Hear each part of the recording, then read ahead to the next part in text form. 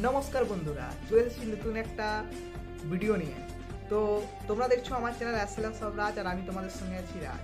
তো Kolkata night Riders 2025-এর জন্য কীরকম স্কোয়াড বানালো সেটা আমরা আজকে রিভিউ দেবো এবং প্লেইং 11 তোমাদেরকে জানাবো যে বেস্ট প্লেইং 11 কী হতে চলেছে, ঠিক আছে 2025-এর জন্য। তো কিছু কিছু জায়গায় কলকাতা কিছু ভুল করেছে, তবে আমার মনে হয় না তেমন ভুল করেছে, খুব ভালো স্কোয়াড বানিয়েছে এবারে।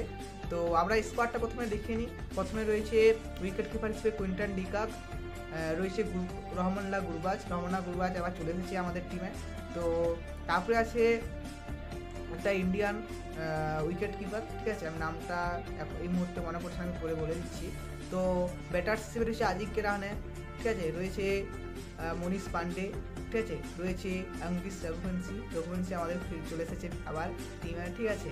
তারপরে আমরা তো জানি আগে যারা রিটার্ন করা হয়েছিল ভেঙ্কটেশ আয়ার রয়েছে, রিঙ্কু সিং রয়েছে, ঠিক আছে, রমনদীপ রয়েছে, রাসেল রয়েছে, নারিন রয়েছে, এগুলো তো আছেই, ঠিক আছে। তার সঙ্গে যাদেরকে অ্যাড করেছে রাসেলের ব্যাকআপ হিসেবে অ্যাড করেছে আমরা দেখেছি রমমান পায়েলকে, খুব ভালো একটা ডিল হয়েছে এটা, ঠিক আছে। তারপরে নিয়েছে নারিনের ব্যাকআপ হিসেবে ময়েন আলীকে, খুব ভালো ডিসিশন, ঠিক আছে। তারপরে আমরা কুইন্টন ডিককের রিপ্লেসমেন্ট রহমান্না গুরবাজ রয়েছে, বা রহমান্না গুরবাজের রিপ্লেসমেন্ট কুইন্টন ডিকক রয়েছে। তো মোটামুটি বিদেশি প্লেয়ার, হ্যাঁ, বলারের মধ্যে অ্যান্ড্রিজ নর্টিকের বদলে রয়েছে আমাদের স্পেন্সার জনসন। তো সত্যি কথা বলতে কলকাতা খুব ভালো ব্যাকআপ নিয়েছে, ঠিক আছে, বিদেশি ব্যাকআপ খুব ভালো নিয়েছে। বিদেশি ব্যাকআপ বলতে সত্যি কথা বলতে অন্য টিমে যে বিদেশি ব্যাকআপ নেই, আমাদের টিমে খুব ভালো বিদেশি ব্যাকআপ রয়েছে, ঠিক আছে। তো আমরা ভারতীয়দের মধ্যে আজিঙ্ক্য রাহানের ব্যাকআপ হিসেবে মনীষ পান্ডের ব্যাকআপ হিসেবে আজিঙ্ক্য রাহানে, বা অঙ্কিত রঘুবংশীর ব্যাকআপ হিসেবে এরা দুজন হতেই পারে, ঠিক আছে। তারপরে আমরা দেখেছি বরুণ চক্রবর্তীর ব্যাকআপ হিসেবে রয়েছে মায়াঙ্ক মার্কান্ডে। তারপরে হ্যাঁ, বৈভব এরোরা এসেছে, হর্ষিত রানার পরিবর্তে বৈভব এরোরা এসেছে, ঠিক আছে, ব্যাকআপ হিসেবে। আরও রয়েছে উমরান মালিক রয়েছে। তো সত্যি কথা বলতে ডিসিশান গুড, একদম ঠিক কথা যে ভেঙ্কটেশ আয়ারকে নেওয়া হয়েছে 23.75 কোটি টাকায়।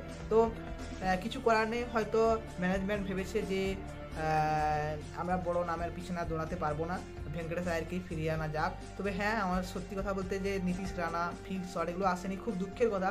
কিন্তু দেখতে গেলে ঠিকই আছে, যদি আমরা নীতিশ রানার পিছনে যেতাম সেকেন্ড ডেতে, তাহলে আমরা এই যে ভালো ব্যাকআপগুলো সেগুলো তুলতে পারতাম না, ঠিক আছে। তবে আমি বললাম স্কোয়াডটা, ঠিক আছে, তোমরা এখন দেখে নাও যে খাতারনাক কী হতে চলেছে বেস্ট প্লেইং 11, ঠিক আছে। তোমরা সবাই জানো, তো আমি আরেকটু বলে দিই। তো প্রথমে ওপেনিং নামবে উইকেট কিপার হিসেবে কুইন্টন ডিকক, ঠিক আছে, কুইন্টন ডিকককে আমরা দেখতে পারি প্রথম শুরু করছে, তার সঙ্গে নারিন থাকবে।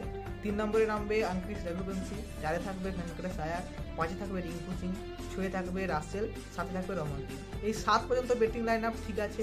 8 নম্বরে হর্ষিত রানাও ব্যাটিং করতে পারে, বলিং অলরাউন্ডার।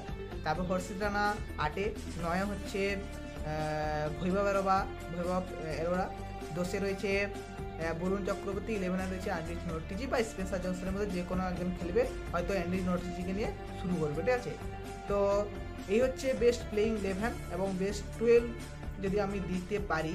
তো আমি এক কথাই বলছি যে কলকাতা যদি ফার্স্টে ব্যাটিং করে, তাহলে আমি বলবো এই 7টা প্রপার ব্যাটিং নিয়েই নামো, ইম্প্যাক্ট প্লেয়ার হিসেবে বা একটা এক্সট্রা ব্যাটিং খেলানোর কোনো দরকার নেই। কারণ আমরা দেখেছিলাম 2024-এ যে কী হয়েছিল না, রিঙ্কু সিং পর্যন্ত ব্যাট করতে আসেনি। তো বেশি ব্যাটিং নিয়ে নেমে কী হবে ভাই, হ্যাঁ, 7টা ব্যাটিং নিয়ে যাক প্রপার। যদি ফ্লপস খায় তাহলে তার পরিবর্তে আমরা মনীষ পান্ডে বা আজিঙ্ক্য রাহানেকে নিয়ে আসবো, ঠিক আছে। তো মোটামুটি যে প্লেইং যে 11-এ রয়েছে, সেখানে ইম্প্যাক্ট প্লেয়ার হিসেবে বা এক্সট্রা ব্যাটিং খেলানোর কোনো দরকার নেই, ঠিক আছে। 7 পর্যন্ত রমনদীপ পর্যন্ত থাকুক, যদি ফ্লপস খায় বা কলাপস খায় তারপরে ব্যাটিং না হয় ইমপ্রুভ করা যাবে। হ্যাঁ, যদি এইভাবে নামা যায় যে 7 পর্যন্ত ব্যাটিং থাকলো, তাহলে ইম্প্যাক্ট প্লেয়ার হিসেবে যখন বোলিংয়ের সময়, তখন আমরা যদি স্পিন পিচ হয় তাহলে এক্সট্রা একটা স্পিনার আমরা বরুণ চক্রবর্তী নারায়ণের সঙ্গে মায়াঙ্ক মার্কান্ডেকে খেলাতে পারি, ঠিক আছে। আর যদি সীমার পিচ হয়, গতিতে বল যাচ্ছে, ঠিক আছে, তো আমরা সেখানে কি নামাতে পারবো, সেখানে বৈভব এরোরা এবং আমাদের হর্ষিত রানার থেকে আরেকটা এক্সট্রা পেসার আমরা উমরান মালিককে নামিয়ে দেবো। এরপরে যা ব্যাটিং বা বোলিং লাইন আপটা হবে না, খুব ভালো হবে, বোলিং লাইন আপে ভালো হবে। এবং যদি প্রথমে বোলিং করে, ঠিক আছে, বোলিং করে তাহলে আমরা কি করব না, বোলিং যখন করব তখন আমরা ইম্প্যাক্ট হিসেবে আমরা দেখছি আগে বল কেমন হয়, ঠিক আছে। যদি বোলিং কারোর খারাপ যায় তখন আমরা বোলিং নামাবো, নয়তো ঠিকই আছে ব্যাটিংয়ের সময় যদি কলাপ খায় তাহলে ব্যাটিংটা আমরা নামাতে পারবো, ঠিক আছে। এই হচ্ছে প্লেয়িং 11। তোমরা জানিও আমার সঙ্গে একমত কিনা, আর ভিডিওটা কেমন লাগলো তোমরা জানিও। এবং কলকাতা নাইট রাইডার্স টিমটাকে কারা কারা ভালোবাসো এবং কিভাবে দল গঠন হলো তোমরা নিচে কমেন্ট করে জানিও। এবং ভালো লাগলে প্লিজ লাইক, সাবস্ক্রাইব অ্যান্ড যা যা আছে করে দাও। তো দেখা হচ্ছে নেক্সট ভিডিওতে।